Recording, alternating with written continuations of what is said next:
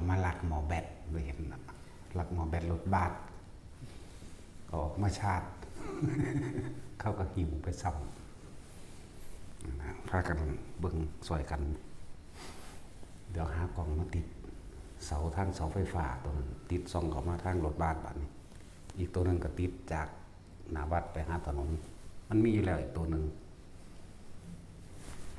8,000ได้ทั้งหมอแบตตัวนั้น แล้วอีที่มันเคยเข้ามาขอเข่าขอนั่นขอนี่เนี่ยกับปีที่แล้วมันก็มางัดอันกุฏิตัวหลังคาแดงหลังคาสูงมันมากผัวมันเป็นผู้งัดแต่เฮาบ่เฮ็ดหยังมันแต่มันก็คอยมาหาขอเข่าขอหยังขอซูแนวล่ะมันที่จริงมันเอาไปขายแลกยาบ้าเด้อหางถ้าเฮาบ่ให้มันก็เอาลูกมันมานำ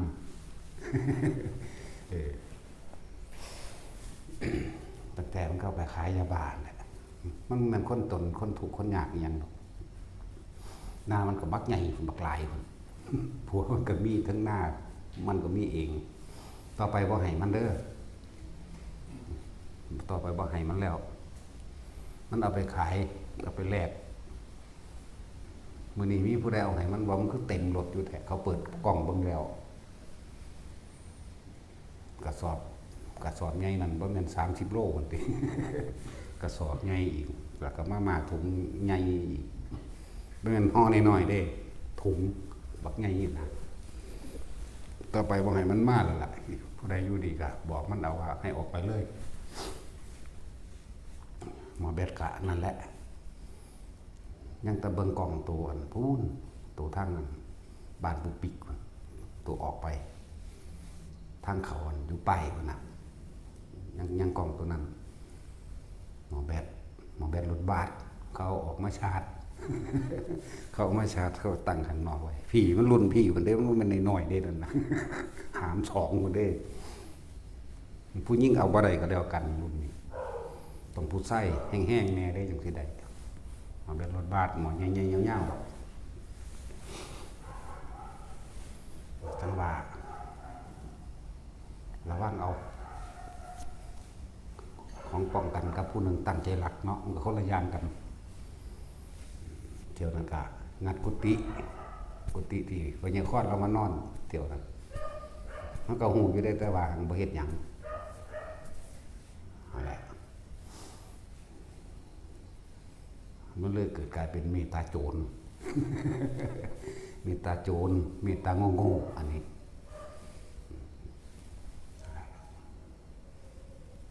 ว่าสมมตินี่มันวิชาพุทธศาสนามันบ่มีในอันโรงเรียนแล้วบ่มีในกระบวนการศึกษาแล้วมันก็เลยบ่รู้จักบุญรู้จักบาปบ่รู้จักเสียสละดอกบ่รู้จักมีแต่ความเห็นแก่ตัวโรงเรียนสมมุติสอนให้แข่งขันอย่างเดียวสอนให้แข่งแย่งแข่งขันสอนให้เอาชนะเอาที่1ปัดกีฬาเป็นยาวิเศษนี่นะทำคนให้เป็นคนนั่นหรือว่ากีฬาสามัคคีจังซี่บ่แม่นถ้าแพ้มานี่ลูกทีมถูกตบถูกด่าถูกตีมีเบิดเด้บ่แม่นแล้วล่ะเพราะว่าเพิ่นกีฬาเพิ่มความสัมพันธ์จังซี่บ่แม่นเป็นศัตรูกันเพราะถอดวิชาพุทธศาสนาวิชาศีลธรรมหน้าที่พลเมืองตลอดทั้งประวัติศาสตร์ชาติไทยถอดออกเบิดเลยมันบ่แม่นธรรมดาที่ผลเสียมันเสียต่ออนาคตของเด็กน้อยเยาวชนเกิดมาทีหลังเลยบ่รู้จักบุญคุณคือหยังมีแต่แข่งขันกูได้เป็นพ่อการเคารพอ่อนน้อมถ่อมตนกับคนเฒ่าคนแก่นี่บ่มีตีเอาเลยเห็นบ่ยังก็ดีตีเอายังเอาขาเอาเลยสุดท้ายมันก็ขาพ่อขาแม่เจ้าของพุ่นน่ะตัดหัวย่ำมุนควักหัวใจมีเบิดเด้ขาพ่อขาแม่ตายายปู่ย่าขาพี่น้องคนเลี้ยงขาลุงป้าอาเอาเจ้าของเด้มันธรรมดาดินั่นแหละเมื่อบ่มีวิชาศีลธรรมบ่มีพุทธศาสนาบ่มีหยังมันถึกล้างมาแตะโดนแล้วเด้นี่เห็นบ่ล่ะ รู่ก็เป็นครู่สมัยนี้ก็ครู่บ่มีศีลธรรมอยู่แล้วนักเรียนก็บ่มีครู่ก็บ่มีจักสิเอาหยังแล้วเฮาต้องสั่งสอนทางความเชื่อพี่แหมปลูกฝังมาตั้งแต่เป็นเด็กเล็กเด็กน้อยตั้งแต่กี้เฮาเวลาพระเนรย่างกายเฮาสินั่งลงพนมมือไว้เขาเจ้ากายไปซะก่อนเขาจึงลุกเนาะ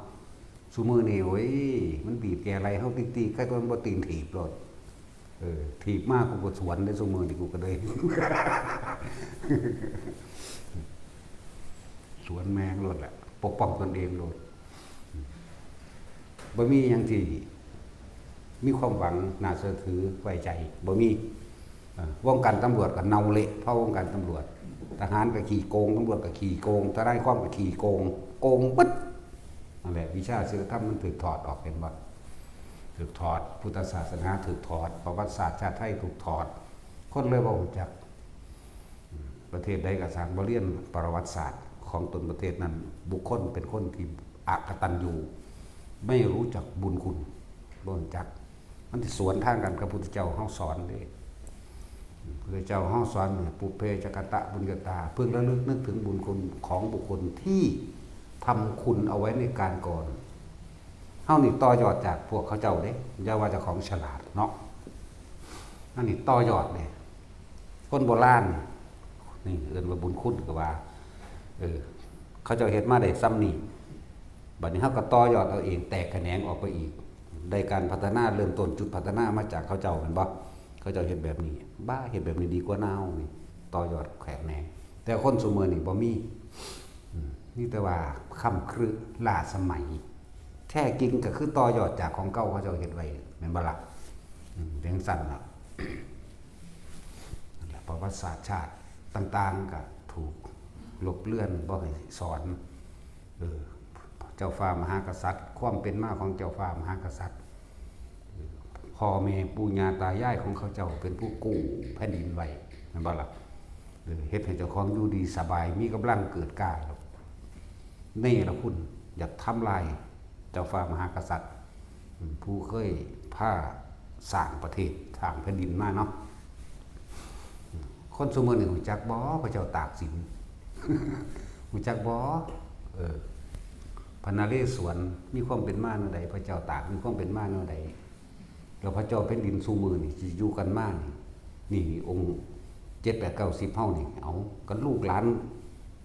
พระเจ้าตากพระนเรศวรไปพุ่นเด้ล่ะสร้างกันมาต่อยอดกันมาจากปูนบ่แม่นซื่อๆสิมาตั้งเอาเห็นว่านักการเมืองไร้สมอง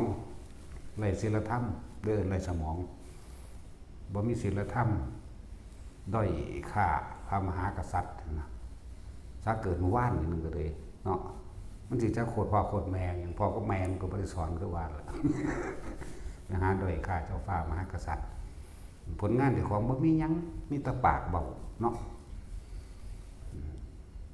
มันเคยจกเงินซื้อน้ำคนกินจะขวดบ่เงินมันมีแต่เงินเฮาแหละเนาะเงินภาษีเฮาเบิดนั่นแหละไผก็ดีเลยจึงบอกว่าวงการใดเขาก็บ่อาจสามารถที่สิพึ่งพาอาศัยได้แล้วคำสอนพุทธเจ้าเป็นอมตะอมตังสัจจังเวอมตะวาจาความจริงเป็นสิ่งบ่ตายตนแลเป็นที่พึ่งของตนนี่นั่นเรียกว่าพวกเขานั่นน่ะพึ่งตนเองปกป้องตนเองรักษาตนเองเด้อันใดที่บ่แม่น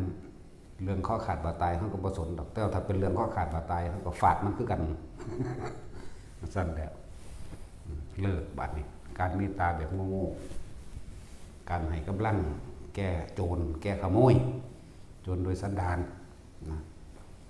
บ่แม่นโจรจำเป็นบ่แม่นผู้ก่อการดีมันคนละอย่างกันโจรบางพวกก็มาจากการก่อการดีบ่แม่นก่อการร้ายเนาะพวกก่อการร้ายก็อย่างนึงแต่โจรอีกอย่างนึงคือก่อการดีปล้นคนรวยมาแจกคนจนแต่ว่าโจรซุมื้อนี่ปล้นคนจนไปแจกคนรวยเรียกว่าล่ะบ่เห็นบ่รับสวยรับนั่นรับนี่กันอยู่เรื่อยน่ะแม่นเบิดนั่นแหละบ่ได้ล้านเปอร์เซ็นต์เลยที่บ่เคยทำผิดบ่มีจักคนเอาเถอะนาแม่นแม่งเบิดนั่นแหละเนาะสาบานกันเดี๋ยวนี้ให้เฮาตายนี่ก็เอานี่เอาเบิดโลกนี่แหละเอาเบิดเลยตำรวจ ว่าเป็นเว้าคือเขาเด้บ่แม่นเว้าไปตามกระแสเด้ตั้งแต่เฮาเห็นพวกนี้มามีแต่ครูคมเหงมีแต่คมเหงเอารถกูออกมาใหม่ๆครบเบิดทุกอันทุกอย่างใบขับขี่กูก็ออกประมาณได้3-4 เดือนนี่เอาไปมาว่าหยังว่าเฮาบ่ปัดฝุ่นอันอีหยังมองทัศนียภาพในการมองเห็นต่อไปให้ปรับอยู่บน400ว่าซั่นแต่เจอยู่นี่200ธรรมดาบ่ไม่เว้าเราล่ามไปแมงเบิดเด้ตำรวจดีนี่บ่ล้านเปอร์เซ็นต์บวกคูณเอาก็ได้เนาะบ่มีตั้งแต่เฮาเห็นมานี่แหมแม่นบ่ซั่นไปพ้อบักได้ก็คือกันเนาะแต่สินพวกคนขับรถมันรู้จักอยู่เด้ล้านคูณล้านนะบ่ต้องบวกเอาคูณเอาเลยตั้งแต่พอมา10 ไร่20 ไร่นี่แต่แนวเดียวแล้วรถใหม่ๆอยู่ก็หาว่าเปิดไฟนั่นเปิดไฟนี่ให้เบิ่งเบิดส่วนส่วนแนวเอาไปเอามามีฮอดค่าธรรมเนียมบัดนี้ธรรมเนียมหยังธรรมเนียมได้เรียกเขาก็มีแหมมันบ่งจากแนวสิว่าเอาแหมโอ้ยแต่บ่ให้มันก็สิบ่เอาใบขับขี่ขึ้นให้สู่เต็มที่เอาไปมากค่าเอ็ม120 บาทก็มีได้แล้วนี่เนาะนั่นธรรมดาเด้โอ้ยแล้วก็อีห่านี่จักสิแมงอีใดเด้เลยบอกว่าถ้าเฮาเห็นมานี่บ่มีจักคนมันมีแต่ครูคมเหงทั้งนั้นแหละสั่งที่สุดคือตำรวจเขามาทุกมือก็ยังมาครูเอาอยู่นี่นั่นแหละบ่ได้ไว้ใจได้ผู้ใดเลี้ยงนกจอกเว้าได้คุณนั่นได้นั่นแหละเขาจังสิดีเนาะแม่นบ่เลี้ยงนกจอกนี่แม่นกกระจอกได้แม่นั่นแหละเขาจังสิดีจังสิมีเคยเห็นบ่เลี้ยงนกจอกมันก็เลี้ยงอยู่บ่นกแก้วนกขุนทองเขาก็ยังเลี้ยงเว้าได้เนาะผู้ใดเลี้ยงนกจอกเว้าได้ให้คุณเคยได้จังสิแม่นเนาะเอาเขาเว้าตามประสบการณ์เราเห็นเลยมีดอกนั้นทหารคู่เขาเบิดนั่นแหละพญากรมันนี่ก็เป็นตำรวจเก่ามากับแม่นเบิดนั่นแหละคมเหงเขาเบิดนั่นแหละแม่นจังสิบ่แม่นบัดสุดท้ายกลับนำเอาคืนเบิดนั่นแหละมันสิไปใส่วะมึงไผใหญ่กว่ากรรมกับหน้าตอนพอเป็นว่าเป็นหยังลูกที่เฮ็ดจิบหายต่อมาหลานก็สิเฮ็ดจิบหายธรรมดาบ่มันเอาคืนเบิดโกงมาเลี้ยงกันเรียกว่ากรรมด้วยการสมรู้ร่วมคิดมันกันเบิดนั่นแหละนี่บ่พ้นดอกหน้าเรื่องจังซี่เบิดทุกคนนั่นแหละแต่ว่าเฮาโลกนี้มันบ่เป็นตาอยู่แล้วล่ะมันบ่เป็นตาอยู่จักอันจักอย่างมันก็เป็นมาเนี่ยตลอดกาลไหนๆอยู่ดอกแนวมื้อนี้นะคือพวกเขาไปแสวงหาประกอบอาชีพแสวงหาความสุขความร่ำรวยอยู่ธรรมดาศักดิ์แม้กระทั่งการได้ออกตัวเองไปหากินอยู่ต่างประเทศเมืองนอกพ่อหรือยังได้หรือยังถามว่าเมื่อยบ่กับการหาได้หรือยังพ่อหรือยังถ้าผู้ใดคิดได้แล้วกลับบ้านถ้าผู้ใดคิดท่านใดก็หาไปในหันแหละหาไปในความหวังของเจ้าของที่เจ้าของตั้งไว้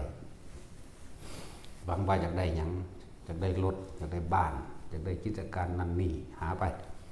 แต่สำหรับคนที่ชีวิตผ่านนี่ยังมากแล้วก็สิเข้าใจดอกคนเฮานี่หากินแค่เพียงแค่รอวันตายหากินซ้ำตายบ่มีหยังแต่คนชีวิตผ่านยังมากแล้วก็สิรู้ล่ะอันใดคนถิ่มก็ถิ่มซะสิ่งที่พระพุทธเจ้าแสดงเอาไว้เป็นความจริงล้วนๆเบิดนั่นแหละสิ่งที่สำคัญที่สุดก็คืออาหารหากินซ้ำตายนั่นเด้อล่ะเนาะยารักษาโรคเวลามันเจ็บมันปวดมันป่วยก็กินเพราะได้แก้ปวดเค รื่องนุ่งห่มกันร้อนและหนาวที่อยู่อาศัยคนนั้นอีสานบ้านเฮาหรือคนว่าคนไทยแทบทุกคนก็มีที่ทำมาหากินพอได้หาอยู่หากินไปสร้างตายอยู่ดอกกลับมาทบทวนตัวเองอยู่บ้านนะปีของพุทธกว้างใหญ่โอบอุ้มได้เสมอทุกคนแล่นเขาพึ่งพระอาศัยพุทธศาสนากระจังสิหาความจริงของชีวิตตัวเองเห็นเองสิ่งที่เฮาไปหามาอยู่เมืองนอกมันก็ช่างพ่อเราอะเงินมีเป็นล้านกับพ่อเราเป็นแสนเป็นล้านได้หรือยังความสุขพ่อเมื่อไหร่สิพ่อย่ำใดสิเห็นย่ำใดนั่นบ่สั่นบางคนก็ตายอยู่เมืองนอกตายโดยสงครามตายโดยน้ำตัวใดตายโดยอุบัติเหตุรถยนต์มั่งนั่นบ่ล่ะหลายแบบหลายอย่างคิดเบิ่งเอาแต่ละคนนั่นน่ะรุ่นก่อนๆพวกเฮาปู่ของปู่เฮาไปใส่ปู่เฮาเดี๋ยวนี้ก็ไปใส่คือกันนั่นแหละผู้ยังอยู่ก็อาจสิเห็นอยู่ตายบ่ล่ะเด้เนาะมีรวยเป็นล้านแสนล้านหรือล้านก็ว่าไปสุดท้ายก็กินแค่อิ่มนั่นแหละกินเพียงแค่อิ่มคือกันน่ะกับคนจนหามันกินโลดเอาท่องนั่นเอาเพชรมันเฮ็ดเป็นแก้วกินน้ำมันก็กินแค่อิ่มเฮาดูกินน้ำสระน้ำร้อยควายน้ำสางเฮาก็อิ่มคือกันเนาะบ่ต่างกันตรงไหนดอกบาดป่วยก็ป่วยคือกันพัดพากจากสิ่งที่รักคนที่เฮาหักตายเขาก็ให้คือกันบ่แม่นเขาบ่ให้เด้ล่ะเขารวยๆกันเลยเฮาจนเฮาก็ให้คือกันนั่นแหละกับบุคคลที่รักเว้ยตายคือกันนี่เนาะว่ากลับบ้านกลับมาทบทวนตัวเองโอ้ยหาสอนหัวกินน้ำบ้านน้ำเมืองนี่ทบทวนตัวเองมาพัฒนาบ้านตนเองเนี่ยยังสิเลิศสับการเกษตรบ่มีดอกพวกค่าท่องค่าเพชรแม่นสิบ่เหยียบดินจักเทื่อก็กินข้าวนั่นสิไปกินหยังวะบ่ได้ผู้ใดกินก้อนเพชรเข้าไปดอกบ่มีผู้ใดกินก้อนทองเข้าไปเนาะกินข้าวเอาแล้ว แต่เฮาทบทวนตัวเองทบทวนเบิ่งนั่นแหละจังว่ากลับบ้านมาพัฒนาบ้านตัวเองต่อแล้วเฮาสิกลับขึ้นมาบ้านที่แท้จริงก็ลมหายใจเฮาเองเฮาก็สิเห็นในร่างกายเฮานี่แหละจากว่าล่ะจุดหม่องอื่นๆมันบ่มีพุทธศาสนาที่แสดงความจริงให้ผู้ใดฟังง่ายๆได้เด้กลับมาประเทศไทยนี่ยังมีพุทธศาสนาที่แสดงอริยสัจสี่ทุกข์แล้วก็เหตุแห่งทุกข์คือพวกเจ้าก็อยากเหตุแห่งทุกข์ทุกข์คือพวกเจ้าหิวร้อนหนาวเป็นสภาพว่าที่ทนได้ยากปวดหัวปวดแขวเจ็บท้องเป็นโรคต่างๆสารพัดนั่นแหละคือทุกข์เป็นสภาวะที่ทนได้ยากแห่งกายเพราะว่ากายบ่เป็นของเฮาบังคับบ่ได้สาเหตุแห่งทุกข์ก็คือความอยากที่พวกเจ้าแล่นหาอยู่นั่นเองพวกเจ้าอยากได้หยังอยากได้ทรัพย์สมบัติมากๆอยากได้รถคันโกคันหรูอยากให้ลูกได้เรียนเมืองนอกอยากให้สารพัดที่อยากได้นั่นแหละสาเหตุแห่งความทุกข์หรือทางอื่นบ่มีผู้ใดสอนวิธีดับทุกข์ให้พวกเจ้าเด้ที่บ่เป็นพุทธศาสนามีแต่สอนวิธีเพิ่มทุกข์โดยการขอร้องอ่อนวอนให้ได้สมใจปรารถนาให้ร่ำให้รวยให้ปกป้องอุบัติเหตุให้ปกป้องโลกให้ปกป้องในทรัพย์สินสมบัติของบุญรักษาเทวดาก็รักษาอันนั้นอันนี้เด้อให้บ่ล่ะให้ปกป้องตนเองปกป้องตัวเองบ่ให้ตายนั่นแล้วเพิ่มทุกข์ก็เขาอีกให้หาเงินให้ได้หลายๆตามที่ตัวเองตั้งไว้แต่ละมือเนี่ยตัวเองก็หาเพราะตัวเองแถมซ้ำบอกให้เทพเจ้าทั้งหลายหาซอยอีกนั่นแหละสาเหตุทุกข์ก็ดีอยู่ต่างประเทศทางยากมันบ่ มีก็มีพอสำนันแหละพอปะไปเว้ามั่งบ่เว้ามั่งพอส่วนมากมันไหลไปตามโลกไหลไปแต่อยู่ในประเทศไทยยังพอมีอยู่เด้ท่วนกระแสโลกกระทำท่วนกระแสรวยแม่นบ่พระเพิ่นให้สละออกทั้งมีเท่าใดทั้งทุกข์นะแล้วเบิ่งเถอะหน้าเอาเถอะหน้าพวกมีหลายๆนั่นน่ะพวกหมื่นล้านแสนล้านนั่นน่ะเนาะโกงมาทุกข์ใจเป็นห่วงยันเขาจับเจ้าของได้เอาเงินซื้อเอาเงินข่มเหงเอาจ้างคนปกปักรักษาตัวเองเนาะทุกข์ก็เฮาอีกเด้เฮาก็สบายแท้นอนอยู่นำต้นไม้และภูเขาหม้องใดก็ได้สบายอันนี้ที่สู่ความบ่มีได้วะพวกมีดีเอารถไปจอดไว้น้ำปั๊มน้ำมันเขาไปซื้อของเอารถไปจอดไว้ตามห้องอาหารเอารถไปจอดไว้ตามถนนทางย่านเขามาลักรถย่านเขามาไงงัดเอาอันนั้นเอานี่อยู่ในรถเบิ่งรุ่นนั่นน่ะเฮานี่สบายกูบ่มีหยังโว้ย สบายซั่นแล้วตายก็บ่ได้ไปเป็นห่วงทรัพย์สมบัติอีหยังเด้ย่านแต่บ่ตาย อันตายนี่บ่ย่านแต่บ่ตายเด้อนี่โอ้มึงจะตายเฒ่าเด้กูเห็นคนเฒ่าแล้วกูบ่ไหว มึงจะตายชราสงักเด้อว่ะนั่นแล้วพวกเขานี่บ่ได้ย่านแต่ตายเนาะ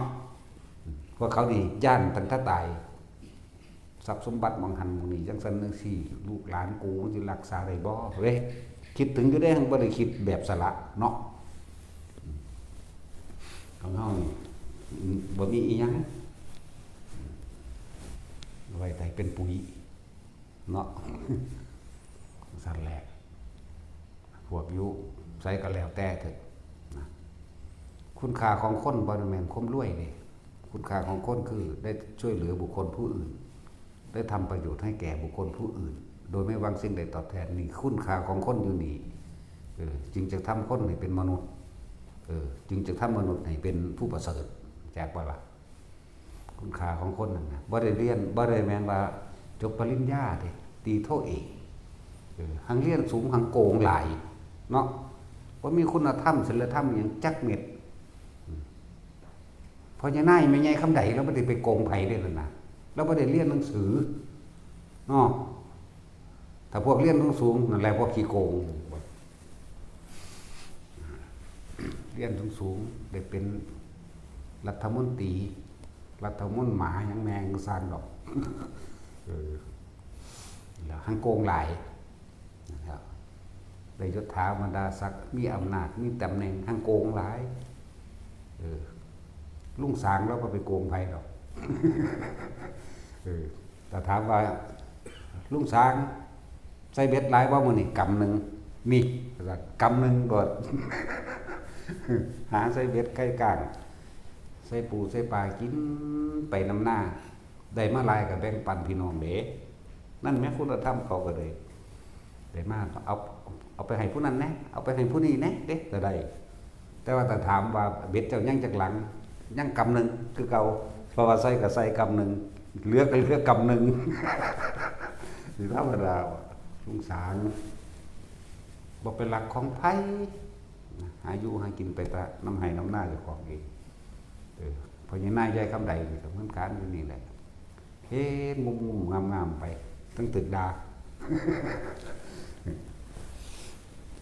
เขาบ่ได้เรียนสูงแต่ว่าเขาปลูกเขากินเองได้ปลูกเขากินเองปลูกผักกินเองหาปลากินเองมีหมากแบ่งปันมีน้ำใจเขาได้หลายมีคนทุกคนอยากมาขอให้กินนี่ตั้งหากคุณธรรมบ่แม่นขี่รถสวัสดิ์เสวียงจากบ่ล่ะบ่แม่นไปดูถูกคนใบปริญญามันขาดตัวของเบิดนี่แหละส่วนมากนะใบปริญญาขาดตัวตายแต่ยศถาบรรดาศักดิ์ข่มเหงคนตัวบัดนี้สั่นแหละ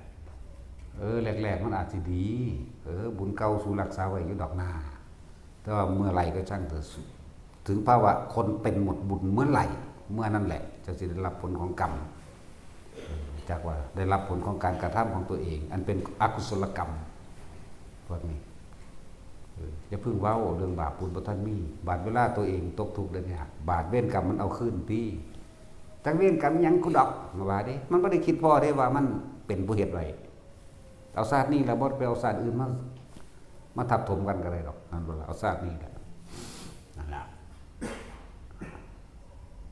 เวรกรรมหยังของกูเด้หลานก็บ่ดีลูกก็บ่ดีเนาะไปได้บาดนี่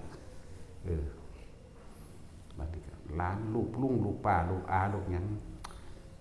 ซอยเนี่ยมันไปสอบนั่นมันไปสอบนั่นนี่อุดอัดให้มันแน่แม่นนะเอาไปแล้วก็แล้วซาดมันคิดเนี่ยไปเกเรก็มีไปตายก็มีติดยาเนาะเยอะแยะพวกเฮาฝึ่งสังวรสังเวชแต่ของเองสังเวชหันเข้ามาเบิ่งตัวเองเฮายังจะเกิดมาพบกับคนเหล่านี้อยู่บ่ที่พระพุทธเจ้าเพิ่นทำนายไว้น่ะมันถูกเบิดแล้วเด้ฝนสิตกจากฟ้ารู้จักบ่ล่ะปลาสิแล่นกินดาวมันคนละฝนกันเด้ฝนไฟเด้รู้จักบ่ดิไฟสิตกจากฟ้าปลาสิแล่นกินดาวจักบ่ล่ะเห็นว่าเขาเอาจรวดยิงกันเครื่องบินบึ้มขึ้นน่ะสั่นฝนไฟเด้นั่นปลาก็หมายถึงเครื่องบินนั่นเองคนตะกี้แต่พุทธเจ้าเพิ่นรู้จักอยู่เด้ว่าเพิ่นสิเว้านั่นว่าจรวดมันเพิ่นรู้จักอยู่เด้เพิ่นรู้จักเบิดนั่นแหละ F16 อัลฟา F35 แอร์ฟรานซ์เพิ่นรู้จักเด้แต่สิไปเว้ากับคนสมัยนั้นสิบอกว่าโอ้ต่อไปจะมีแอร์ฟรานซ์นะนี่เพิ่นคนสมัยนั้นมันบ่ฮู้เด้แต่ว่าเพิ่นฮู้ติเพิ่นเลยเทียบใส่ปลาปลาคอปลาดุกมันคืออยู่แล้วเนาะนั่นแหละฝนไฟสิตกจากฟ้าคนตะกี้ก็เห็นแต่ฝนธรรมดาฝนตกตามฤดูกาลถือว่าฝนไฟสิรู้จักบ่เขาสิยิงจรวดปรมาณูเด้ RPG เด้สิฮู้อยู่บ่ล่ะบ่ได้ฮู้เด้นั่นน่ะของเขาเอาดาบไล่ฟันกันเอานึงนั่นแหละก็ยังคัสเตอร์บอมเด้อนี่เอาแต่เขาฮู้ซะพระพุทธเจ้ารู้เด้ศัพท์แต่ละภาษารุ่นนั้นเพิ่นฮู้เบิดนั่นแหละนิรุตติเพิ่นฮู้จักเบิดนั่นแหละจักแล้วมันถึงแล้วเด้ล่ะ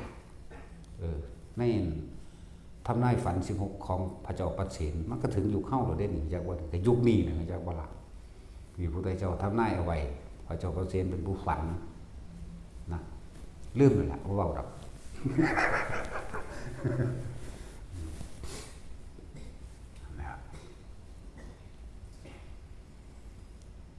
ทั้งว่าพวกเฮานั้นให้เกิดความสลดสังเวชใจตัวเองซะสลดใจหดหู่ใจลูกเต้ารอหลานคนสุมือนี้เป็นจังไดบ่ได้มีกตัญญูบ่รู้จักบุญคุณพ่อแม่เด้สิภาษาหยังกับผู้อื่นเนาะบ่รู้จักบุญคุณพ่อแม่บ่ได้ดังใจนี่ด่าโลดเด้โทษมันเบิดแนวว่ามันก็เจ้าเอาค่อยออกมาหยังโลดเด้มันเว้าไปพุ่นเด้นั่นแหละผู้ใดบ่มีลูกก็ดีแล้วเป็นบุญของเธอโลดผู้ใดบ่มีลูกบ่ธรรมดาเด้เป็นบุญแล้วโลดบ่ต้องห่วงดอกคุณงามความดีเฮาทำไปมันถึงสิมีดอกผู้มาอุปถัมภ์ความสู้บาดสิตายตอนบาดแข็งแรงมันก็ช่วยตัวเองได้อยู่ตอนบาดสิตายเขาหังมีดอกคนแลนมาอุปถัมภ์คำสู้ไว้นั่นแหละว่าให้สลดสังเวชใจตัวเองไปก็ดีภาษาหากินซ้ำตายเนาะบ่มีหยังฮอดอายุเท่านี้5 ปี 6 ปีไปเข้าโรงเรียนอนุบาล1อนุบาล2เตรียมเสียทั้งเงินเนาะฮอด7 ปีไปเข้าโรงเรียนประถมเตรียมไว้แล้วจบประถมแล้วไปเข้ามัธยมไปเตื้อปริญญาบางคนก็ตายในระหว่างทำกลางนั่นเป็นพิการสารพัดเนาะซั่นแล้วบัดจบไปแล้วได้เรียนนั้นนี่ไปแล้วดิ้นรนหางานหาเงินนะ สั้นแล้วบาดนี้เอาไปเอามาสำหรับคนที่ได้ตำแหน่งดีๆเงินสูงๆดูถูกกันได้บัดนี้ดูถูกแม้กระทั่งมารดาบิดาญาติสายโลหิตแห่งตนมันธรรมดาเด้อแต่ว่ายังขึ้นโว้ยโบราณหรือเด้ก็สู้ต่อยอดจากโบราณน่ะคนโบราณน่ะทรงสู่เรียนแม่นว่าซั่นก็คนเฮ็ดไร่เฮ็ดนานั่นแหละคนใส่เบ็ดกบมาปิ้งสู่กินนั่นแหละทรงสู่เรียนเนาะนั่นแหละต่อยอดจากพวกนี้นั่นแหละจึงบอกว่าคนมันนี่ละคุณมาจากหยังถนนหนทางเที่ยวถนนที่เฮาเดินทางไปนั่นตัวนี้ก็ล้วนแต่โบราณเฮ็ดไว้ให้ตัวเนาะนั่นแหละพวกเฮาบ่ต้องไปเงินไผดอกคนอีสานบ้านเฮานี่ปลูกข้าวเฮ็ดนากินเองได้นาปลูกผักปลูกอันมักมีมักม่วงกินเองได้นาปลูกบักฮุ้งกินเป็นนาอย่าไปเงินอย่าไปงอปานนั้นนะเนาะพวกรวยๆมันก็กินข้าวคือเก่าตัวกระดาษพวกมันขี่ยานอวกาศไปดาวอังคารไปดาวพระจันทร์ผู้โตยังก็สร้างมันด้วยสุดท้ายมันก็กินข้าวนั่นแหละมันบ่ได้กินอันขี้ดินอยู่ดวงดาวดอกนามันบ่กินอันปืนพระจันทร์ดอกมันบ่กินดอกอันขี้ดินอยู่ดาวอังคารเลยมันกินข้าวที่มันเอาข้าวไปมันก็ห่อเข้าไปคือกันกับห่อไปเลี้ยงงัวเลี้ยงควายเนาะเห็นบ่ตะกี้ลูกเต้าหลาน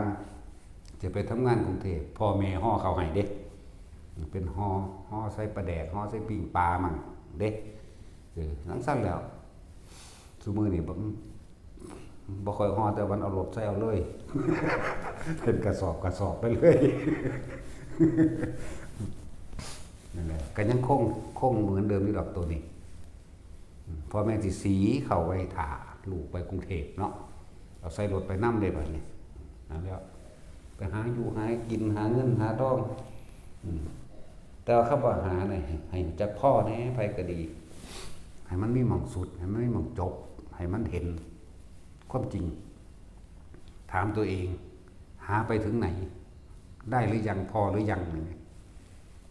นั่นแหละถามตัวเองเราจะหาไปอีกเท่าไหร่นี่ไหมสุดท้ายก็หาไปเท่าตายนั่นแหละแต่ว่าถ้าคนที่มีธรรมะคนที่ได้ยินได้ฟังธรรมปุ๊บมันจะมีจุดยืนของมัน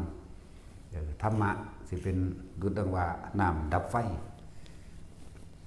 ห่อนไฟห้นไฟล้นไฟราคะไฟโทสะเจ้าของนี่เด้ดับความร้อนรับความกังวลใดเมื่อได้ยินขอธรรมะมันก็จะมีเครื่องคมใจเจ้าของเองนั่นแหละในสุดท้ายมันก็หาวิธีทางออก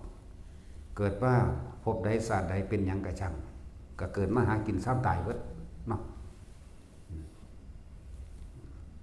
เป็นสัตว์มันก็หากินเพียงแค่ตายคือกันเป็นคนก็หากินเพียงแค่ตายคือกันสัตว์กับคนอันเดียวกันเลย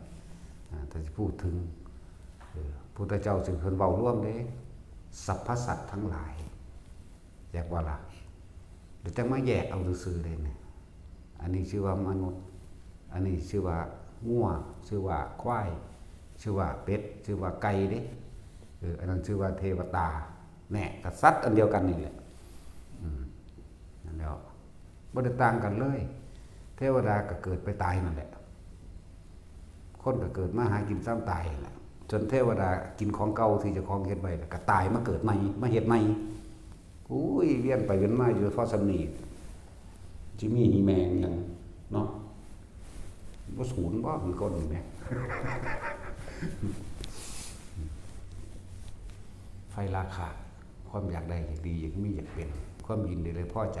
ในรูปในรสเป็นกลิ่นในเสียงตัวนี้แหละเฮ็ดให้เฮาเกิดตัวเฮาเองนี่เด้เป็นผู้อื่นเฮ็ดเด้คำว่าเฮ็ดให้เฮาเกิดคือเฮานี่เด้ความยินดีความพอใจความปรารถนาสุขนี่เด้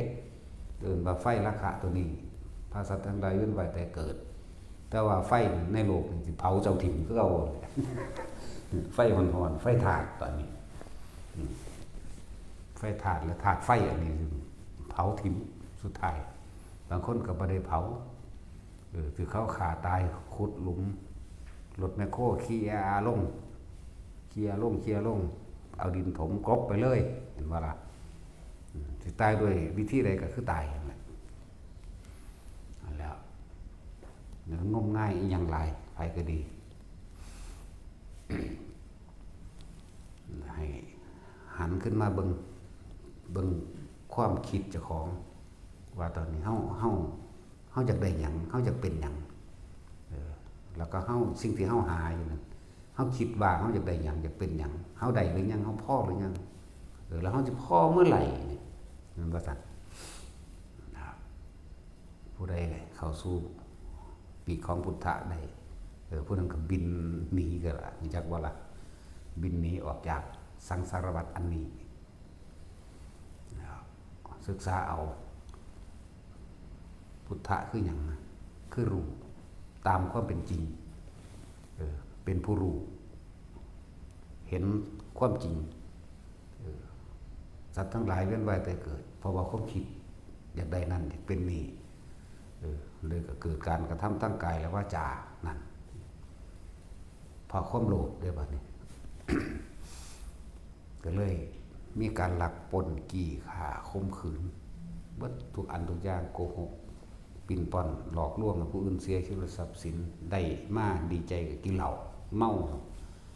เฮ็ดให้เจ้าของเสียสติบ้าใบไปเลยบ่ได้อกหักผิดหวังเครียดกินเหล้าตายอยู่อันนี้ล่ะมีหยังเนาะ พวกเขาศึกษาตัวเองความจริงของชีวิตของตนเองให้มันรู้ความจริงของเจ้าของเองร่างกายอันนี้เป็นของเฮาอยู่บ่แต่ว่าผู้ใดว่ามันเป็นคนตอนนี้นับบังแขวเจ้าของดูนี่แต่ศีลก็ถอนไปแล้ว12เล่มแล้วมั้ง จาก32ถอนไป12เหลือเท่าใด แขวเจ้าของมันยังอยู่แต่ว่ามันเป็นมันคือบ่อยู่ตลอดผมมันก็รวมล้นไปเท่าใดแล้วของเฮามันบ่มีแล้วเด้รวยแล้วรู้จักบ่เนี่ยอยู่ล้านเดียวนี่แหละ จังซั่นแล้วหนังเจ้าเหี่ยวหรือยังมีความจริงเจ้าของเองบางคนก็พิการนั่นแหละแขนขากุดกุ่นเข้าไปนิ้วมือครบบ่แม่นบ่ซั่นจังซั่นแล้วถ้ามันเป็นเฒ่าแก่ชราไปเลยละบาดนี้เห็นบ่ซั่น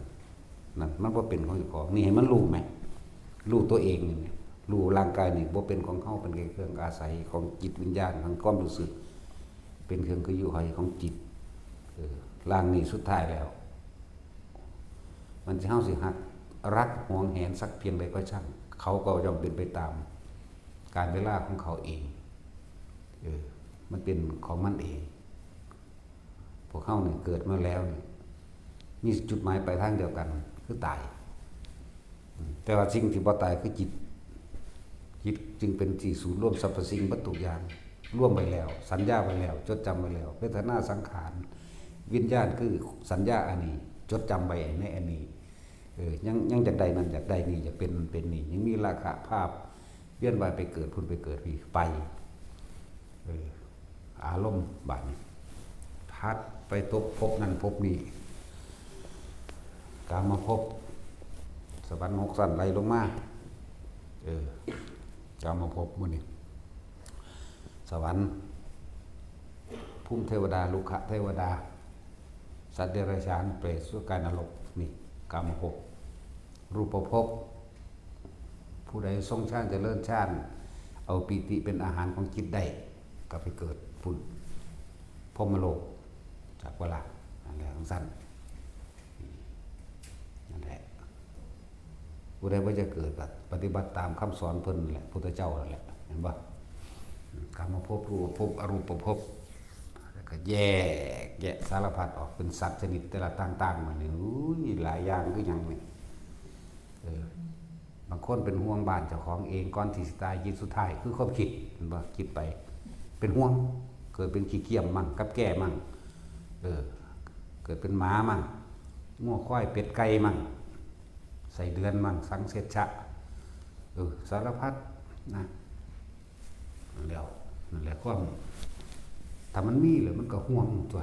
เนาะถ้ามันบ่มีมันบ่ได้ห่วงหยังเด้นั่นแหละเป็นสั่น เกิดเป็นหนังพวกปลาดุกเฮาเห็นหลายๆปลาหมึกกุ้งเฮาเห็นหลายๆมันเป็นไผคนก็คักอยู่นั่นน่ะ เออสัตว์ต่างๆนกหนูต่างๆที่เราเห็นนะคนนั่นแหละไก่หมามันนี่คนเบิดนั่นแหละเดียวกันนั่นแหละเห็นหมดพร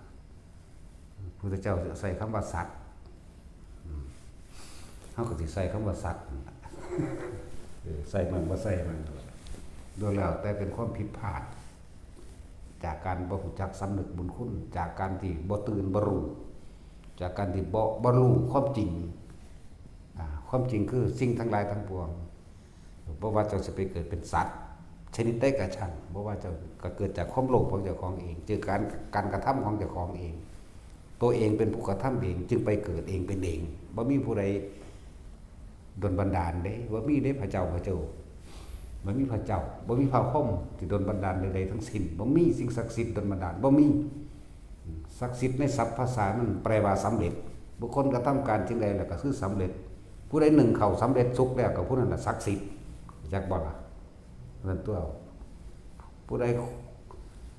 ปลูกบักฮุงได้กินหมากแล้วก็ผู้นั้นน่ะศักดิ์สิทธิ์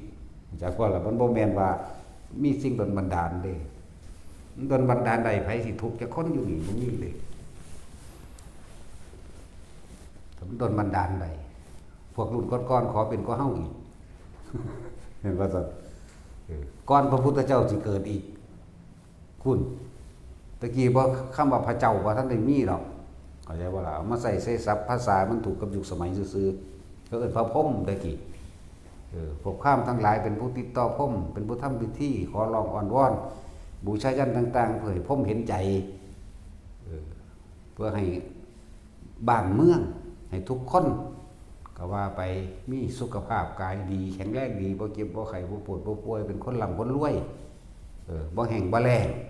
ก็เอาละบวงสรวงขาแกะขาแพะขาม้าขาสร้างแม้กระทั่งเอาคนไปบวงสรวงธรรมดาบ่นั่นแหละคือความเห็นผิดตะกี้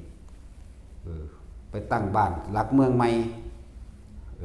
เจ้าฟ้ามหากษัตริย์เห็นบ่เพราะบ่รู้นั่นแหละคัดเอาคนผู้นี้เกิดจันทร์อังคารพุธพฤหัสศุกร์เสาร์ก็ว่าไปหรือผู้นี้เกิดเลิกได้ก็ว่าไปเอาคนเป็นนี่เด้ลงไปขุดดินลงไปแล้วก็ใส่ต้น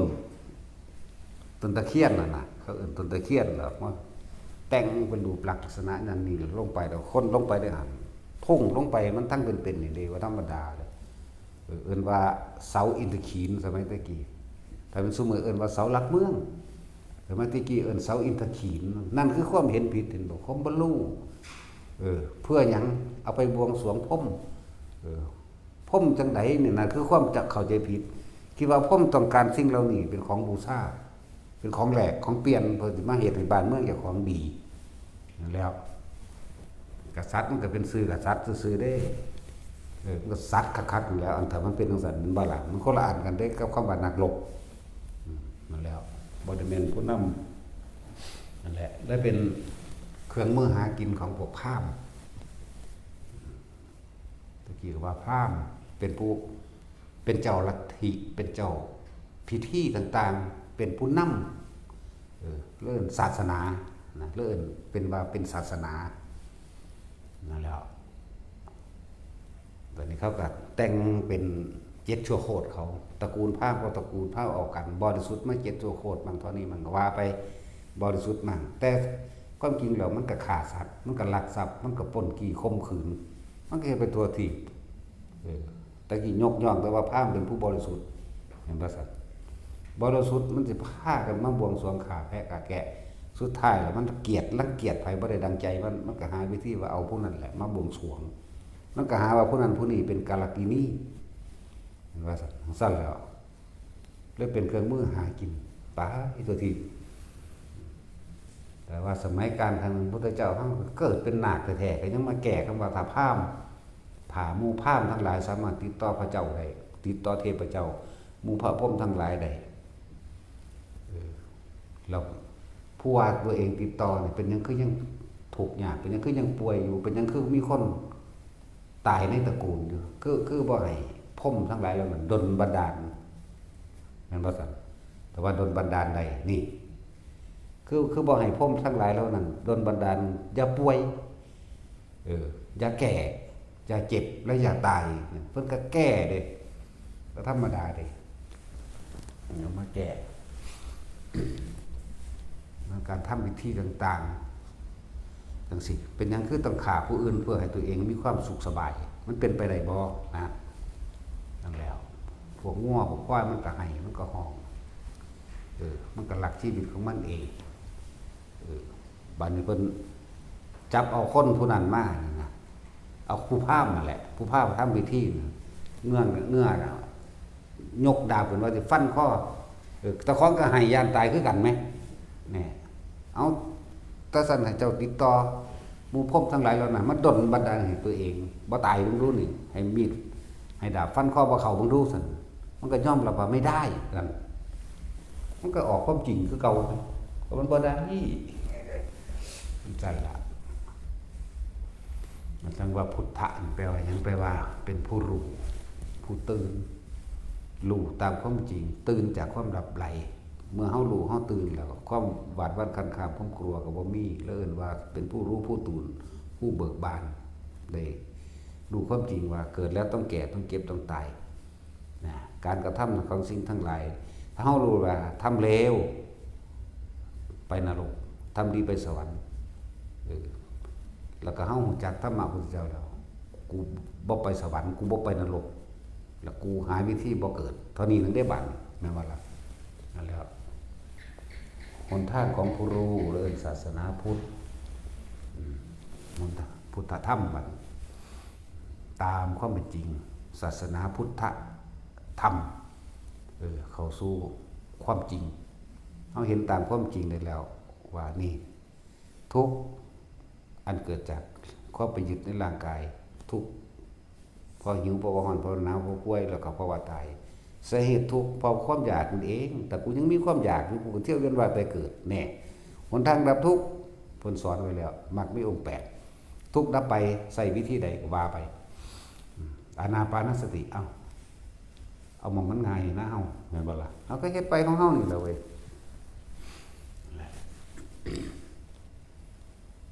เฮาฮู้จักทางมาแล้วเฮาก็สิไปสนไผเนาะ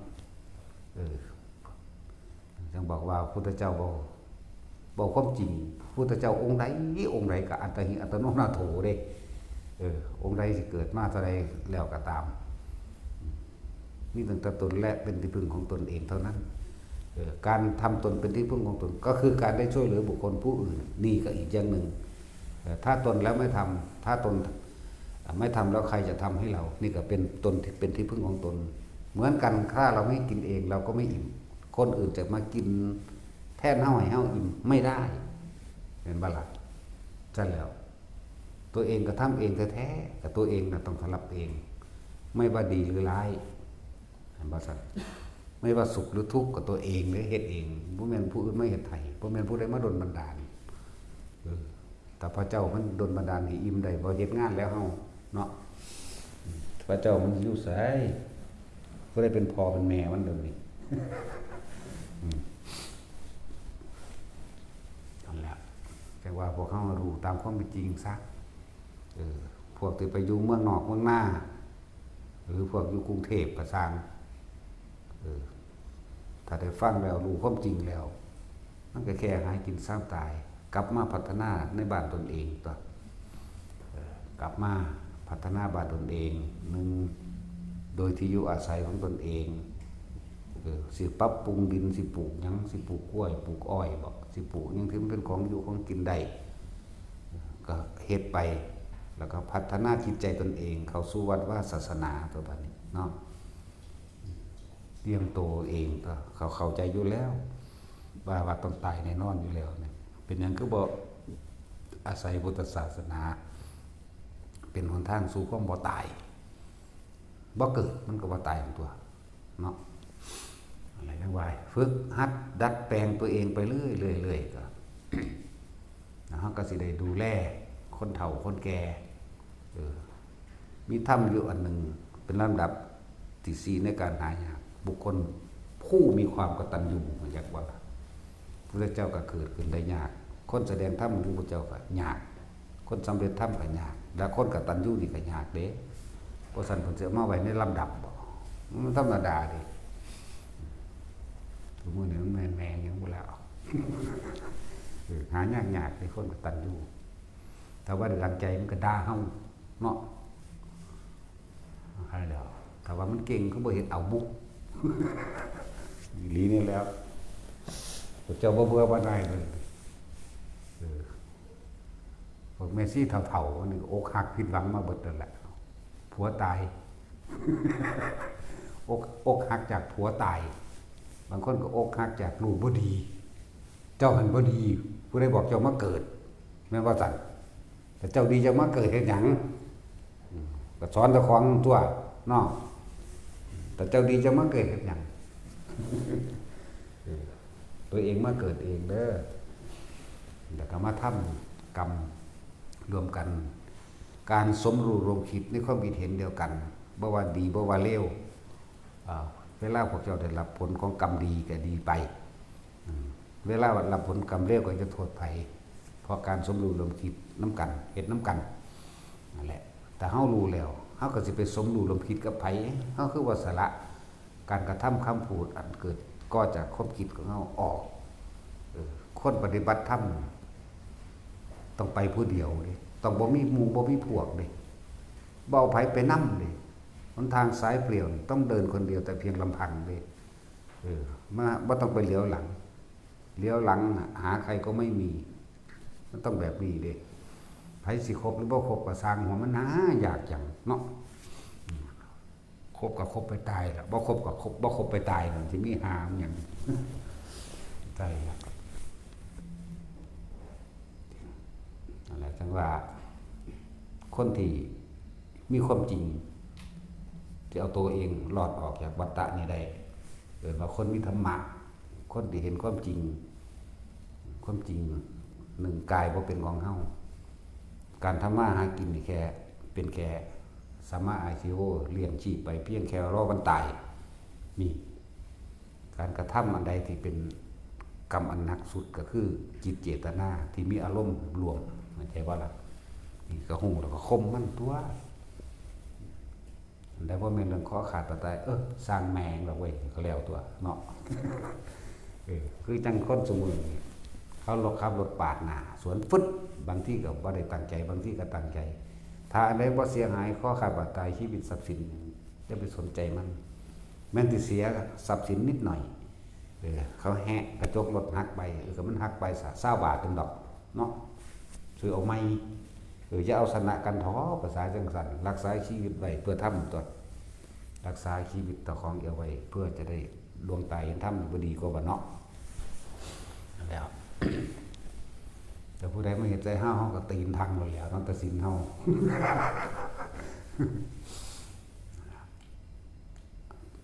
การปกป้องตนเองมันก็มีโดยเหตุผลมันมีโดยเหตุควรหรือบ่ควรต่างหากมันบ่ล่ะนั่นแหละคนปฏิบัติธรรมบ่ไปรังแกข่มเหงไผดอกแต่ว่าก็บ่ยอมให้เพิ่นมารังแกข่มเหงเหมือนกันจักบ่ล่ะแต่ว่าที่เฮาทำคือเพียงแค่ป้องกันตนเองการถกเถียงของคนธรรมะแค่ว่าให้มันเกิดความอภัยหรือว่าสมัครสมานสามัคคีเพื่อประสานสมานมิตรที่ลงได้แต่ว่าเฮาก็เบิ่งโดยเหตุต่างๆนั่นแหละคนบ่มีธรรมเนาะเขาก็ย่อมเอาดังใจของเขานั่นแหละคนมีธรรมก็คือแค่ว่าให้มันตกลงกันได้แล้วเลิกจากกันซื่อๆเด้แต่ว่าถ้ามันบ่เลิกก็ฟาดแมงโลดคือกันนั่นแหละบ่ได้แต่ว่าเฮาทำโดยการบ่มีอารมณ์เด้มันแปลกอยู่เด้พวกเขาทำอย่างมีอารมณ์มีจิตเจตนาเป็นตัวกรรมขึ้นเต็มจอเลย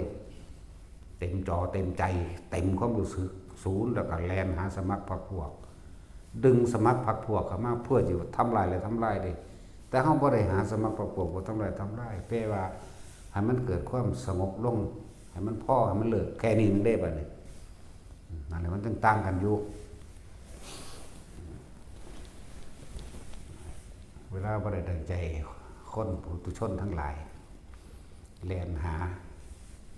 สมัครพรรคพวกผู้นั้นบ่ดีจังซั่นจังซี่เว้าไปอีนั่นขี้สอตอแหลเด้อีนั่นเป็นหยังจังตอแหลมั่งเป็นหยังที่เป็นคนขี้ตัวโกงนั่นมีมั่งเห็นบ่มันสิไปหาสมัครพรรคพวกสิไปดึงผู้นั้นมาเป็นพวกดึงผู้นี้มาเป็นพวก แล้วก็เจ้าของสิเอาความรู้สึกเจ้าของเองเป็นไงเอาความเห็นเจ้าของเป็นไงบางคนผู้นี้บ่ดีแล้วให้ผู้อื่นตัดสินว่าบ่ดีแต่งเรื่องมาใส่ก็มีเด้บัดนี้เหตุการณ์นั้นจังซี่มันสิแต่งมาใส่เด้แต่งเพื่อเขาเสือเจ้าของเพื่อให้คนอื่นรังเกียจบุคคลที่กูรังเกียจด้วยนั่นเลยเอิ้นว่าสมรู้อันนั้นเลยเอิ้นว่ากรรมรวมกันครับบ่เอาเถอะหน้ามึงว่างบ่ได้มึงก็เที่ยวไปเกิดนํกันนั่นแหละพวกนี้เนาะเกิดเป็นขี้เข็บไม่งอดไม่ปองเป็นงูบกพริกพวกนี้เกิดไปเป็นแนวมันนั่นแหละ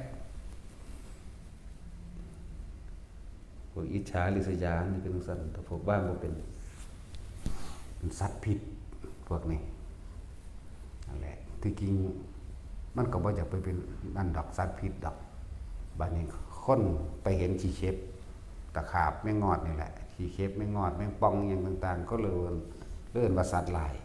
เลยเข้าใจว่ามันสิมาทำลายเขาตลอดเพราะจิตใจมันเป็นคนแบบนั้นตลอดนะก็ขาเลยแหละจากว่าล่ะ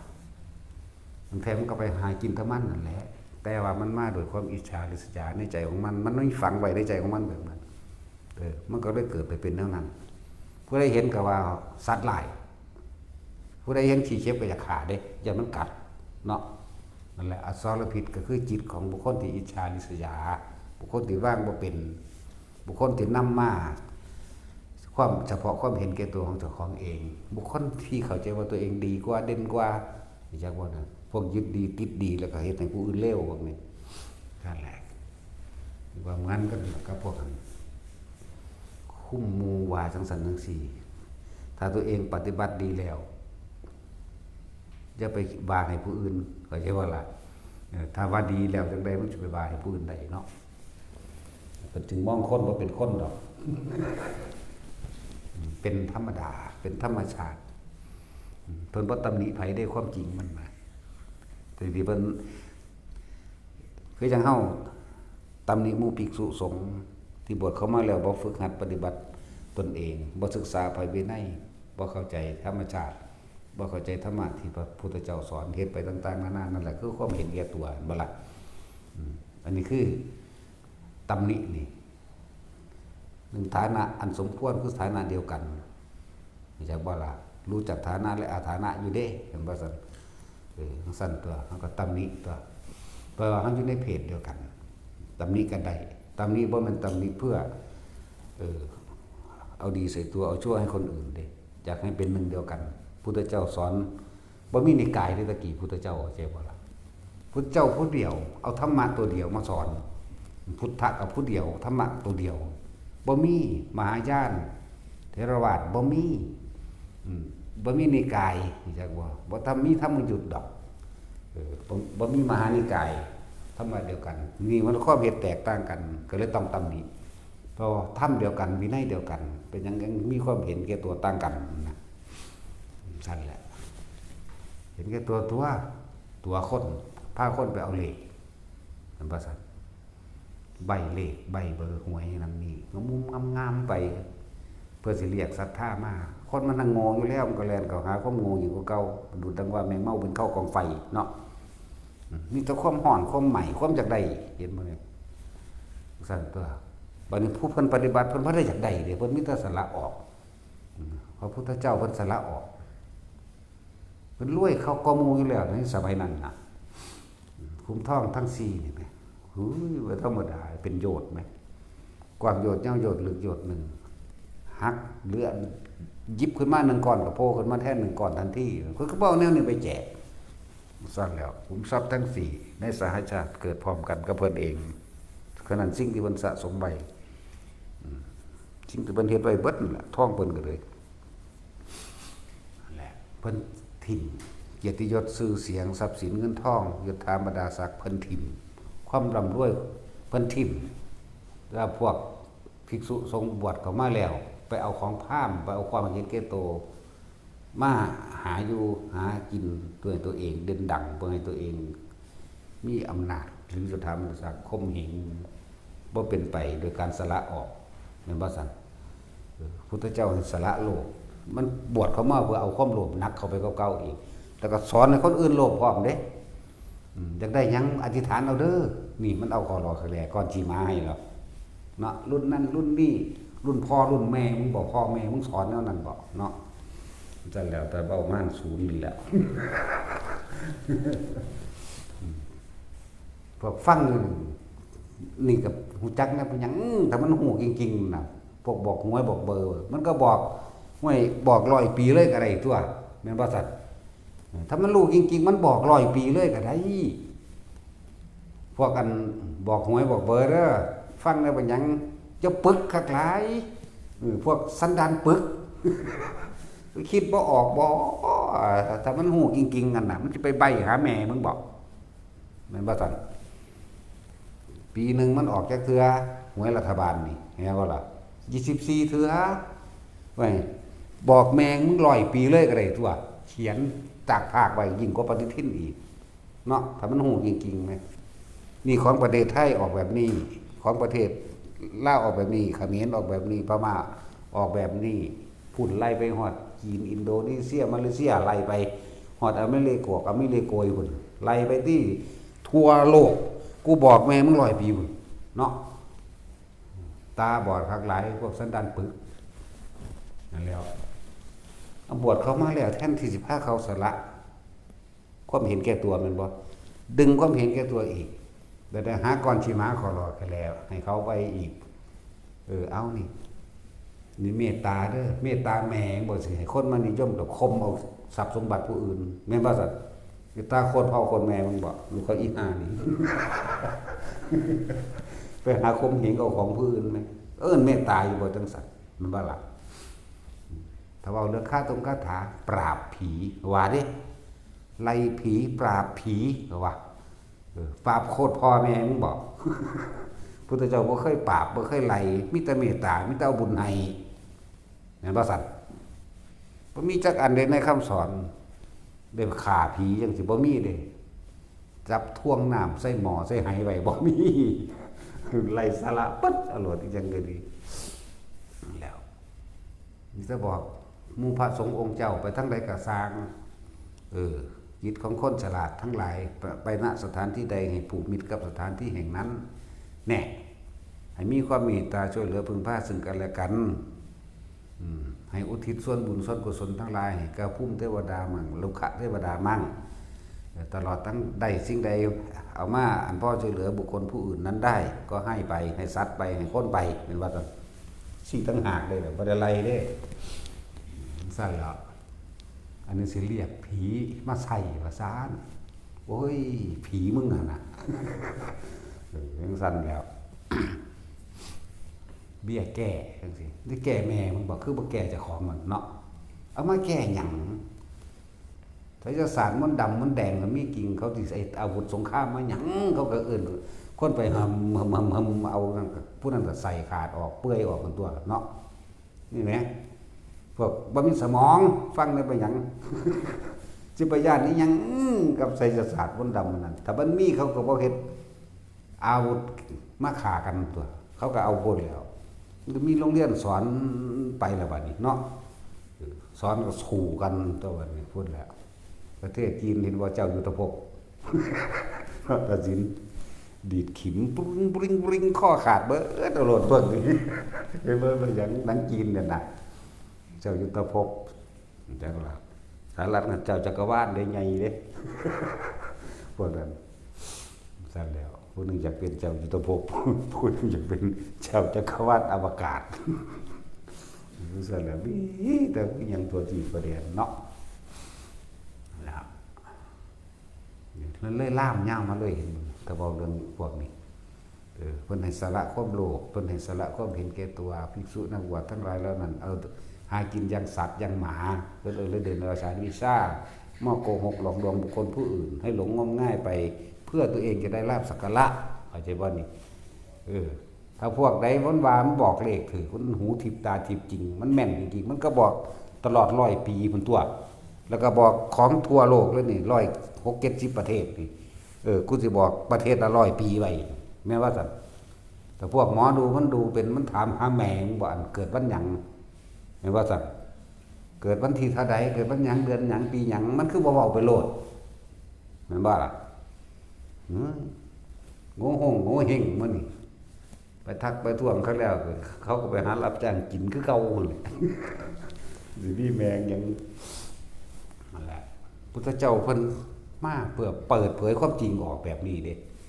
ให้ทุกคนเห็นความจริงเด้ว่าท่านเอิ้นรู้ตามความเป็นจริงบ่พุทธธรรมนี่พุทธเจ้าเนี่ยเอาความรู้ทั้งหลายแล้วนี่มาเปิดเผยเอิ้นว่าพุทธธรรมเอาสิ่งเหล่านี้มาสอนให้เฮาพิจารณาให้มันเห็นตามความเป็นจริงได้มันพึ่งพาตัวเองได้ตัวบัดนี้บ่แม่นไปพึ่งพาผู้อื่นพึ่งพาแบบนั้นเจ้าของก็เลยโง่จังซั่นแล้วโง่เกิดหยังขึ้นแล่นให้แต่ผู้อื่นซอยมั้ยเห็นบ่สมัยตะกี้ก็สิเว้าคือพระปิ่นโทนพระราชวาชะแสดงฤทธิ์แสดงเดชได้พุทธเจ้าเป็นหยังคือบ่ให้แสดงเอาคือบ่ให้แสดงไปตลอดคนสิพึ่งพาตัวเองบ่เป็นจุดหมายของเพิ่นคือให้รู้เอาตัวเองนี่เป็นที่พึ่งของตนกรรมเกิดขึ้นจากการกระทำของตนเพิ่นให้รู้ความจริงแบบนี้เฮ็ดได้อยู่บ่มุติตาทิพย์อีหลีตะกี้ป้องกันได้จริงๆตะกี้แต่ผู้เฮ็ดจริงเพิ่นคันบ่เฮ็ดบัดนี้เพิ่นเหลือโตนคนเห็นบ่มันลึกล้ำกว่ากันเด้คำว่าเมตตาสงสารของพระพุทธเจ้ากับเมตตาสงสารของคนหาของคนเห็นแก่โตนี่ของพวกเดรัจฉานวิชาพวกบวชเข้ามาแล้วตัวคนในการเลี้ยงชีพเจ้าของเองโดยการทำทาใบหวยใบเบอร์ทำทาสะเดาะเคราะห์ทำทาบวงสรวงนั่นนี่เห็นบ่นี่ทำทาได้เขาเอิ้นว่าทำทาส่วนพระพุทธเจ้าเมตตาเพราะจะเป็นคนรู้ความจริงเพราะทุกสิ่งทุกอย่างบ่มีผู้ใดดลบันดาลความสุขและความทุกข์ให้ไผใดบ่มีผู้ใดเฮ็ดให้ตัวเองพ้นออกจากทุกข์ได้นอกจากตนเองนี่คำว่าเมตตามันลึกซึ้งกว่ากันเด้สอนให้เฮานี่รู้จักทุกสิ่งทุกอย่างที่เฮาเกิดมาก็เกิดเพราะตัวเองตกนรกก็ตัวเองทำเองขึ้นสวรรค์ก็ตัวเองทำเองพ้นจากนรกและสวรรค์พ้นจากบุญพ้นจากบาปหรือเป็นอรหันต์บริสุทธิ์กับตัวเองทำตัวเองได้จึงบริสุทธิ์ได้นี่มันคนละเมตตากันอันนี้มันเมตตาจอมปลอมเมตตาหลอกลวงเด่นหลายคนก็เลยหลงงมง่ายโอ้ยเพิ่นเมตตาเขามาเป่าหัวให้โอ้ยกูอยากให้มึงเป่าอยู่ปากแจ่มโพกออกเป่าเลยผูกแขนผูกมาผูกแมงข้อหอยดึงขึ้นคือเนาะผูกแขนเลยว่าผูกแมงแขนผูกข้อมันดึงกันหลวดมันจะมาอยู่ไปโดนมันจะมาทุกโดนเนาะมันจะสร้างบาปสร้างกรรมอะไรก็เก่า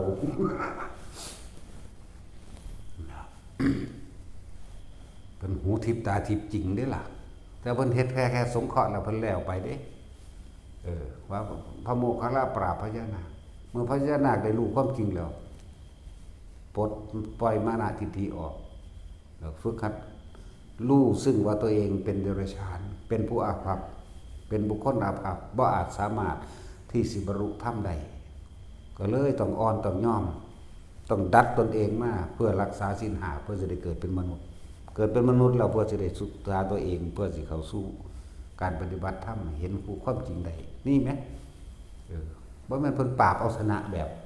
คือคนเสมอเด้ชนะสะใจเด้กูฆ่าได้ว่าเด้เนาะ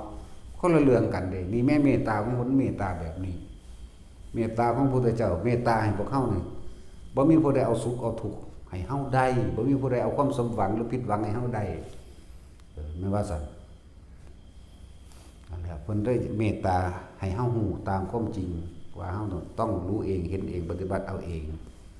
สุขตัวเองก็ทำเองทุกข์ตัวเองก็ทำเองจะถึงความบริสุทธิ์ได้ก็พ้นไปได้ด้วยตนเองนี่ต่างหากได้นี่เพิ่นนำธรรมออกมาสอนซั่นเหรอเพิ่นป้องกันชีวิตคนได้บ่ตอนนั้นได้เป็นจังซี่บ่ได้เศรษฐีผู้หนึ่งบอกว่าถ้าผมตายวันนี้ผมไม่ได้ทำบุญท่านต้องรับผิดชอบเราไม่ให้ตายเพิ่นป้องกันได้อีหลีบัดแต่ส่วนศรัทธาท่านจะต้องรักษาด้วยตัวของท่านเองนั่นความเชื่อความเห็นเข้าใจบ่ล่ะคนละเรื่องกันเด้พุ่นเพิ่นให้พระพุทธเจ้าเป็นสงเคราะห์คนยากคนทุกข์คนยาก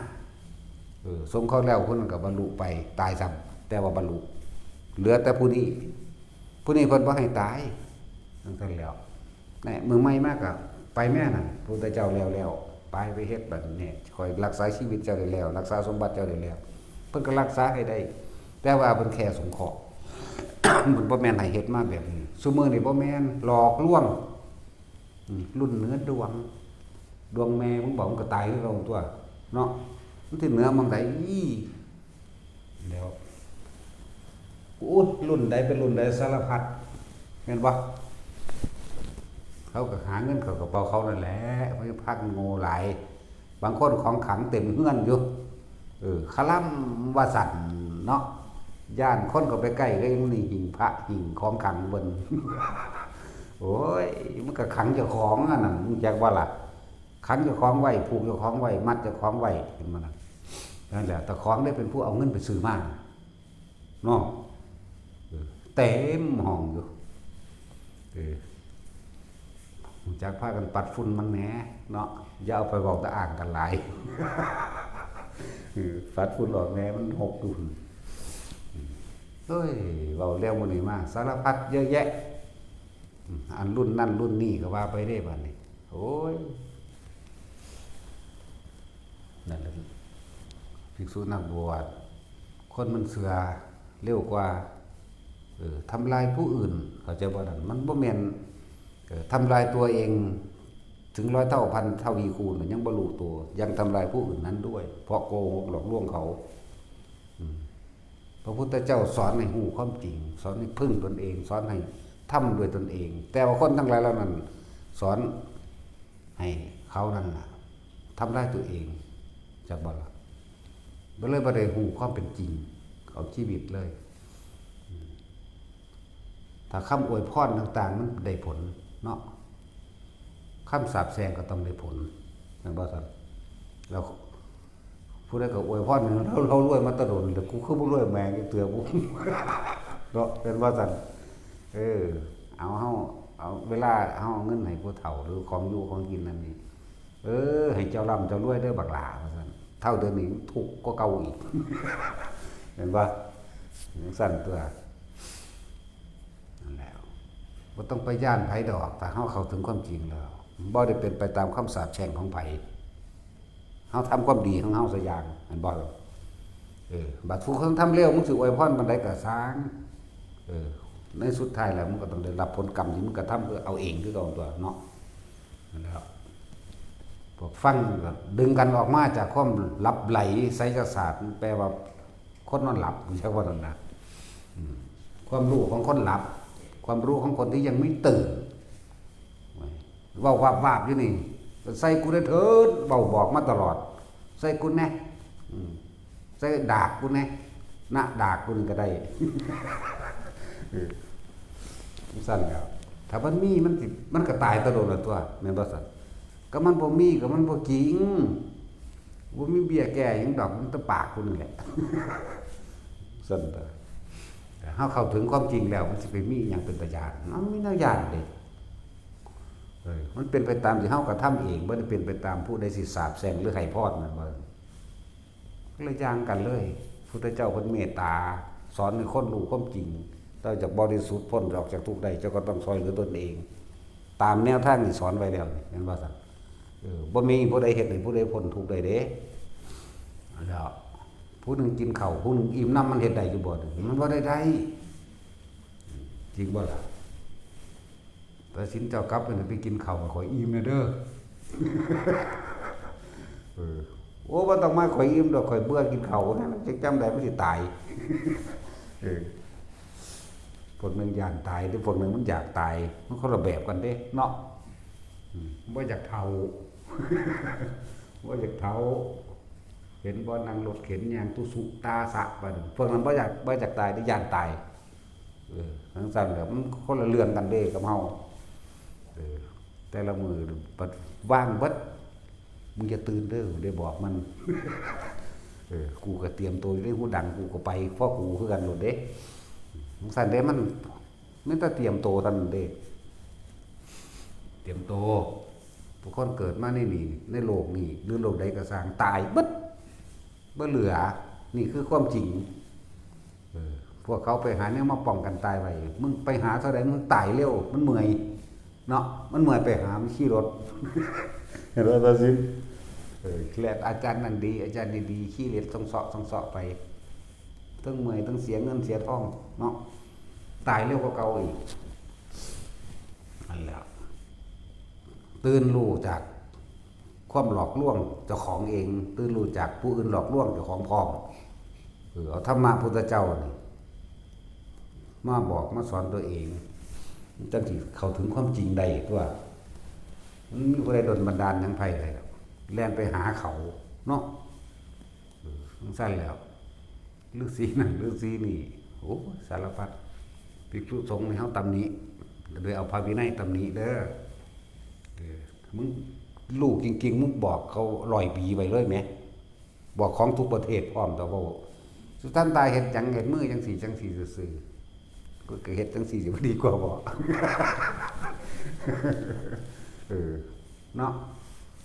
ทำตายเฮ็ดมือนั่นนี่บุยใบเฮ็ดเทียนหยดลงงองๆแง่งๆเฮ็ดธูปเฮ็ดหยังงองๆแง่งๆโอ้ยอีแม่เอ้ยลูกเขาอีหาสันดานปึกอันพวกไปเบิ่งไปเฮ็ดน้ำกับเสื้อเขาก็ปึกเนาะนั่นแล้วก็บ่เข้าหาพระพุทธเจ้าบ่มีผู้ใดฉลาดดอกสิบอกให้บ่มีคนฉลาดบ่มีกุศลคือความฉลาดถ้าเข้าหาธรรมของพระพุทธเจ้านั่นแหละจังสิพึ่งตนเองได้จังสิถึงความฉลาดจังสิเอาตัวเองพ้นออกจากความเกิดจากบ่ล่ะแล่นไปเขางดน้ำมนต์ให้โอ้ยแล่นไปหาของขังซื้อเอาซุ่มมันได้สูของขังก็เลยยากหยังผูกแขนจะผูกหน้าผูกข้อโง่หลายก็เลยเนาะตัดสินสั่นแล้วผูกข้อแขนต้นโลดสู้จังบ่อยู่โดนลงไปใส่บาปกรรมในนรกซะก่อนจังเกิดมาเฮ็ดใหม่อีกถ้าเฮ็ดจากนี้ไปพุ่นดูจักยามใดอาจสิตกนรกแทนที่สิตกนรกจัก80ประสงค์ไขจากอายุแค่นี้มาพอดีเฮ็ดไปอีกแม่ง160เลยบัดนี้บ่ได้อยู่ธรรมดาบ่ถือว่าสิเฒ่าตายอีกดีบ่ดีก็บ่ได้ตายเฒ่าหรอกเนาะจักบ่ล่ะเฒ่าตายกับตายเฒ่ามันก็ละอันกันเด้เนาะแต่สินยังย่านตายอยู่เพราะตายสินยังย่านผีเห็นบ่ล่ะโอ้ยความย่านทั้งเบิดนี่ลงตายเด้อย่านตายเบิดย่านอีหยังก็สร้างบ่ย่านเจ็บจนปวดขนาดนั้นมันย่านตายเนาะนั่นแหละความย่านทั้งหมดลงหม่องตายอย่าลืมความตายหนีไปใส่ก็บ่รอดหาแนวป้องกันก็บ่มีก็อย่าว่าล่ะเป็นหยังคือบ่เบิ่งเข้ามาเบิ่งความอยากเจ้าของแต่เบิดอยากแล้วมันบ่ย่านเด้รู้จักบ่นั่นแหละเอาสมาทาน